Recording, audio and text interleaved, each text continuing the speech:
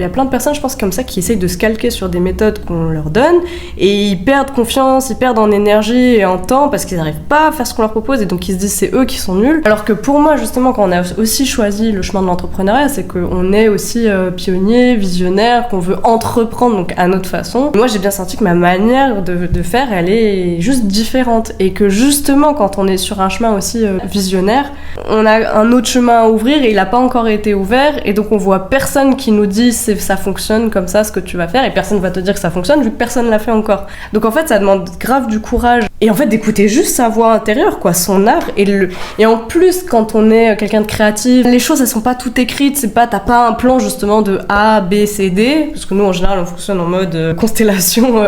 étoilée. Ça demande de l'amour en fait pour notre approche qui est unique et en plus qui va se dessiner sur le chemin, qui va se dessiner dans l'expérience. Est-ce que c'est vraiment l'artiste qui donne naissance à l'œuvre ou est-ce que c'est aussi peut-être l'œuvre qui donne naissance à l'artiste? C'est qu'en fait, un artiste justement, il va se dévoiler en tant qu'artiste en créant et c'est aussi son œuvre qui va donner naissance à l'artiste. En fait, quand on fonctionne comme ça, je parle pour moi mais du coup à toutes les personnes pour qui ça peut parler, qui se retrouvent pas dans des méthodes, dans l'entrepreneuriat, peut-être justement que c'est des artistes, des visionnaires, des pionniers qui ont besoin d'aller vivre leur expérience et d'aller dans leur création pour donner vie justement à leur essence, à l'artiste qu'ils sont, à l'entrepreneur unique qu'ils sont. Et ce qui n'empêche pas de s'inspirer après, bien sûr. Pour moi, quand on est artiste, justement, on s'inspire de l'existant, on prend aussi les contraintes pour être créatif. On rentre pas dans une case, un moule déjà fait, vu qu'on est créateur. Mais forcément, à chaque fois, quand on baigne dans des endroits où on nous dit qu'il faut faire comme ça, sinon ça va pas marcher à tous les coups,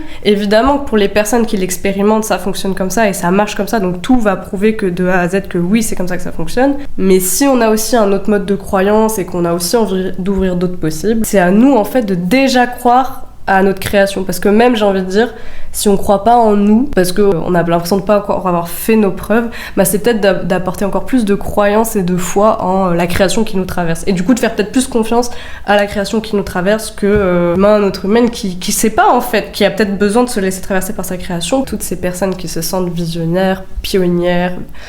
créatives, artistes, je les appelle à rejoindre mes espaces de guidance, d'alchimie, pour venir en fait au contact de sa propre création, parce que moi je vais pas vous donner une méthode à suivre de A à Z,